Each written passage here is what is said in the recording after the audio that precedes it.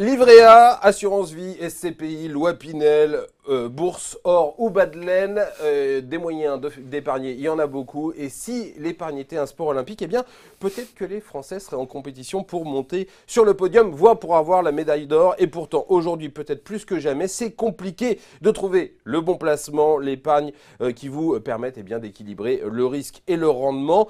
Et c'est sûrement ce que vous vous êtes dit, Guillaume Sommerer. Bonjour. Bonjour Jérôme. C'est ce que vous êtes dit en écrivant ce livre-là, en ayant l'idée de ce livre-là. On va juste rappeler que vous êtes journaliste à BFM Business, que vous animez tous les jours une émission qui est largement consacrée à l'épargne qui s'appelle Intégral Placement. Le bouquin, il est aux éditions du Rocher. La première chose qui m'a étonné, Guillaume, quand je me suis penché sur le sujet, c'est une réflexion. Je me suis dit, les salaires, ils n'augmentent pas tant que ça. En tout cas, ça fait longtemps qu'ils n'ont pas nettement augmenté. En revanche, le pouvoir d'achat, il n'a pas augmenté non plus. Les impôts, ça augmente. L'essence, ça augmente. Le tabac, ça augmente. Bref, tout augmente. Comment on fait, comment font les Français pour continuer à avoir les moyens d'épargner? Oui, et continuer à être des champions, c'est vrai, vous le disiez, on est un des pays où on épargne le plus, le 6e pays dans le monde où on épargne le plus, 9 € par jour en moyenne par Français, alors que le pouvoir d'achat se dégrade. Et on parvient quand même à épargner. Comment ça se fait? D'abord, il faut bien séparer, c'est vrai qu'il y a de plus en plus d'écarts selon les catégories de Français. Il y a la moitié des Français qui possèdent moins de 11 000 € d'épargne financière. Donc pour eux, c'est plus compliqué. Et puis il y a les autres également. Mais ce qui explique que les Français parviennent malgré tout, et si on dresse la moyenne, à épargner malgré ce pouvoir d'achat plus compliqué, ce qu'il explique, c'est qu'il y a de plus en plus de retraités en France. Les retraités sont pour beaucoup des propriétaires. Plus de 60% des propriétaires sont des retraités. Et figurez-vous que quand on est propriétaire à la retraite, souvent, on a fini de payer son crédit immobilier. C'est le cas de 7 propriétaires sur 10. 7 sur 10 ont fini de payer leur crédit immobilier. Et donc, ça explique pourquoi on arrive, malgré, par exemple, des revenus qui baissent, les pensions sont plus faibles que les salaires, malgré tout cela, grâce à un crédit qu'on a fini de rembourser, eh bien, on parvient à préserver son pouvoir d'achat. Ça explique une partie de ce talent français à épargner. Vous dites un autre truc dans votre bouquin pour le commencer, qui est assez contre-intuitif, c'est que pour vous, l'épargne, c'est un signe d'optimisme. Normalement, on pense que l'épargne, c'est parce qu'on a peur du coup dur, on a peur de tomber malade, on a peur de perdre son job, on a peur de ne pas avoir de quoi vivre à la retraite. Vous dites non, quand on épargne, on est optimiste. Oui, c'est pour moi un signe d'optimisme malgré le discours ambiant. Pourquoi? Parce qu'on épargne, on sacrifie quelque part le jour d'aujourd'hui, le quotidien, la consommation qu'on pourrait faire aujourd'hui en allant au restaurant plusieurs fois par semaine, etc. On le sacrifie pour récolter les fruits de ce sacrifice demain. Et c'est bien l'idée des Français, on épargne pour préparer de meilleurs jours demain. Et donc pour moi, c'est un signe d'optimisme. Si on le fait, c'est qu'on se dit qu'on en a les moyens d'abord. On a les moyens de sacrifier le quotidien. C'est plutôt un signe positif, non? Et la deuxième chose, donc, c'est qu'on se dit que demain sera peut-être meilleur en utilisant cet outil de l'épargne. Donc oui, pour moi, malgré le discours ambiant qui consiste à dire qu'on épargne parce qu'on a peur, on épargne aussi parce qu'on espère. On espère. Et l'autre message du bouquin, d'ailleurs, c'est dès le premier euro, c'est qu'on peut commencer à épargner avec presque rien et qu'on n'a pas besoin de mettre beaucoup de côté pour que ça commence à être intéressant. Exact, avec des petites rivières d'économie d'abord, faire des économies régulièrement, on arrive à créer de grands fleuves d'épargne. Ça, c'est vraiment le message du livre. Il y a tout un chapitre qui est consacré à ça, épargner avec presque rien. Mais il y a aussi des outils qui s'offrent à vous et qui avant n'existaient pas ou pas autant. L'épargne salariale, par exemple. Votre entreprise, si vous êtes salarié et même si vous avez peu d'apports, peu d'épargne par ailleurs, votre entreprise peut vous aider à travers l'actionnariat salarié. Il y a une décote, il y a de l'abondement. Parfois, l'entreprise à travers l'intéressement. Exactement, l'intéressement, la participation. Et tout ça, c'est de l'argent qui vient quelque part, je ne vais pas vous dire du ciel, mais qui vient d'en haut, qui vient de votre entreprise. Et c'est quelque chose sur lequel il faut absolument appuyer. C'est un levier qu'il faut actionner, d'autant qu'il y a des dispositifs qui permettent de défiscaliser. Et on vous incite à épargner, parce que si vous prenez l'argent tout de suite, vous payez des impôts. Si vous le laissez bloquer pendant 5 ans, eh ben vous êtes quasiment obligé de l'épargner. C'est quasiment de l'épargne obligatoire. Exactement, et c'est un pari là sur la durée. Et même dès le premier euro, on peut épargner et placer son argent parce qu'il y a des placements qui le permettent et qui rapportent. Je pense par exemple aux SCPI. Alors il faut bien les choisir, mais les SCPI, elles vous permettent pour quelques centaines d'euros d'investir et d'obtenir un rendement en moyenne de 4,5%. C'est quand même 3 fois mieux que l'assurance vie. Vous dites que c'est le rendement 4 étoiles, la SCPI? Pour moi, c'est le rendement 4 étoiles, la SCPI, c'est sûr. Parce que si vous voulez, en quelques clics et sans travailler beaucoup, vous pouvez obtenir ce rendement qui est 3 fois supérieur à celui des fonds euros. C'est quand même pas mal. 4,5% brut. Alors ensuite, c'est fiscalisé, mais il y a des moyens de défiscaliser sur les SCPI. Vous les achetez à crédit, par exemple. Ça vous permet de déduire les intérêts. d'emprunt. Exactement. Ouais. Vous pouvez placer les SCPI, par exemple, dans votre assurance vie aussi et vous bénéficiez non seulement de la fiscalité de l'assurance vie, mais de son avantage en termes de transmission. Donc oui, c'est quelque chose qui s'offre à tout le monde. Pour à peine quelques centaines d'euros, vous obtenez quelque chose qui fonctionne 3 fois mieux que le fonds euro. Alors on voit que tout ça, c'est quand même relativement compliqué. Les SCPI qu'on doit placer dans son assurance vie pour réussir à défiscaliser. Est-ce que c'est cette complexité qui fait que les Français, il plébiscite encore un truc qui rapporte plus rien, qui s'appelle le livret A, qui a connu une décroissance pendant quelques années et qui là repart de plus belle. On a eu les chiffres et c'est reparti, ça rapporte plus rien, mais les gens remettent de l'argent sur le livret A. C'est sûr. Le livret A, je vais vous dire un truc. Le livret A, d'abord, les gens le plébiscitent parce qu'ils veulent avoir de l'épargne disponible. Et ils veulent des placements sûrs. Et c'est vrai que votre livret A, il est sûr. Mais il est sûr de vous faire perdre de l'argent. C'est surtout ça qu'il est sûr aujourd'hui. Parce qu'il vous rapporte plus que 0,75%. Ce sera le cas cette année, ce sera encore le cas l'an prochain. 0,75, c'est moins que l'inflation. On l'attend, l'inflation cette année, à 1,5. Donc vous perdez du pouvoir d'achat avec le livret A. Alors pourquoi les gens pourtant continuent de le plébisciter? Parce qu'on n'a pas d'autres idées. Parce que les placements traditionnels ne rapportent plus. Je parlais du fonds euro tout à l'heure. Et donc pour moi, c'est une forme d'abstention. Vous savez, les électeurs, ils s'abstiennent parce qu'ils n'ont plus d'idées, ils n'ont plus de convictions. C'est un placement de flemmard en fait. Non, c'est un placement de dépit et de... C'est un placement de dépit et d'attente. C'est de l'argent qui est prêt à être investi. Et c'est pour ça aussi qu'à mon avis, ce livre est aujourd'hui utile. C'est que les gens n'ont plus d'idées. Ils s'abstiennent, un peu comme les électeurs. Ils s'abstiennent, eux, de placer.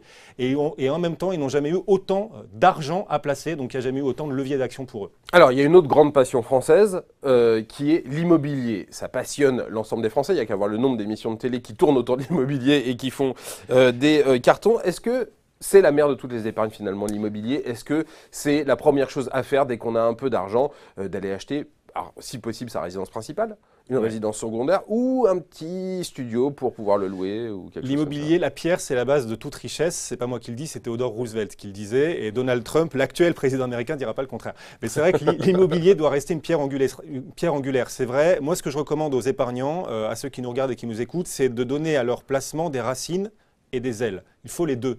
C'est vraiment l'idée. Les racines, ça peut être l'immobilier, quelque chose de tangible et en effet qui peut vous rassurer. L'autre raison de privilégier l'immobilier, c'est qu'il y a encore sans doute des perspectives de plus-value. On manque d'offres clairement en France et y compris à Paris. Et donc, si vous investissez aujourd'hui dans l'immobilier, même si les prix ont progressé, il y a sans doute encore des perspectives de hausse. Alors en tout cas, on est quasiment sûr de ne pas perdre d'argent. Ouais, il peut y avoir des vagues, il peut y avoir des périodes de baisse. Voilà, si les taux montent trop, par exemple, les banques centrales notamment, il peut y avoir des à-coups. Mais globalement, on manque d'offres. Et donc, il est compliqué pour l'instant, selon moi en tout cas, de parler de bulle. Et par ailleurs, avec la baisse des taux d'intérêt, il reste historiquement bas aujourd'hui les taux d'intérêt, ça offre un pouvoir d'achat important. Le pouvoir d'achat immobilier, on n'arrête pas de se plaindre en France d'avoir perdu du pouvoir d'achat, vous le disiez vous-même tout à l'heure, le pouvoir d'achat immobilier, il a progressé en 10 ans d'à peu près 30%. Grâce à la baisse des taux. Alors et même si les prix montent aujourd'hui et qu'on gagne un peu moins de pouvoir d'achat aujourd'hui, on reste quand même dans une situation très favorable. Et d'ailleurs, on n'a jamais eu autant de primo-accédants sur le marché que ce qu'on a vécu, par exemple, l'an dernier ou l'année d'avant également. Guillaume, on est sur Boursorama. Dans le bouquin, il y a tout un chapitre qui s'appelle « Oser la bourse ». On sait que les Français, ils sont, allez, on va le dire, assez fâchés avec la bourse. Ils n'y comprennent rien. Ils n'ont pas envie de comprendre quoi que ce soit. Quels sont les arguments que vous développez dans ce bouquin pour réussir à les convaincre d'aller investir en bourse? Alors, le premier argument, c'est donner des racines et des ailes à vos placements. Et la bourse, ce sont les ailes. C'est tout simple. Il y a de la croissance dans le monde, et vous allez en parler encore tout à l'heure.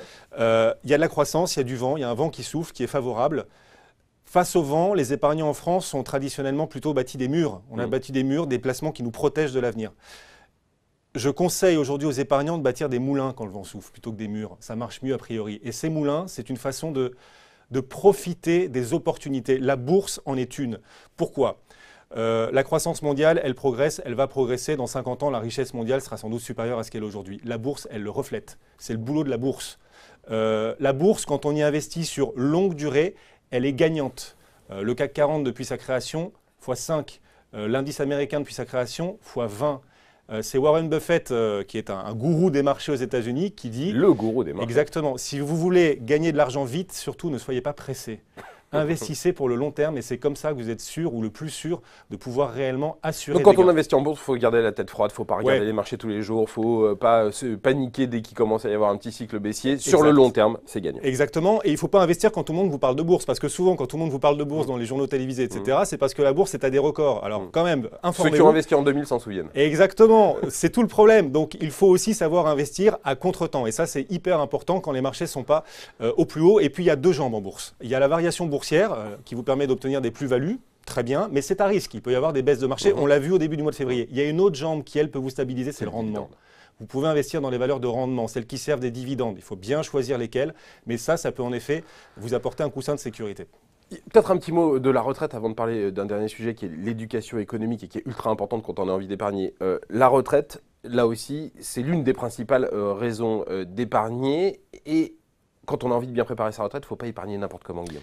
Non, il ne faut pas épargner n'importe comment. D'abord, il faut y penser pour moi dès l'âge de 35 ou 40 ans, pas plus tard. C'est tout simple, hein. On va s'y mettre alors. Il faut préparer son avenir, quel que soit l'âge, parce que l'avenir, c'est finalement le seul endroit où on est sûr de passer le reste de nos jours. Chacun. Donc c'est la priorité. Et l'avenir, c'est quoi? C'est la retraite, pour tout le monde. Donc c'est sûr qu'il ne faut pas s'y prendre n'importe comment, mais il faut s'y prendre d'une façon ou d'une autre. Il faut la préparer. Dès 40 ans, pourquoi? Parce que la bourse, par exemple, si vous y investissez, c'est dans le long terme qu'elle porte ses fruits. Donc les fruits, il faut les récolter une fois à la retraite. L'immobilier, pareil, il faut avoir terminé de payer son crédit une fois arrivé à la retraite.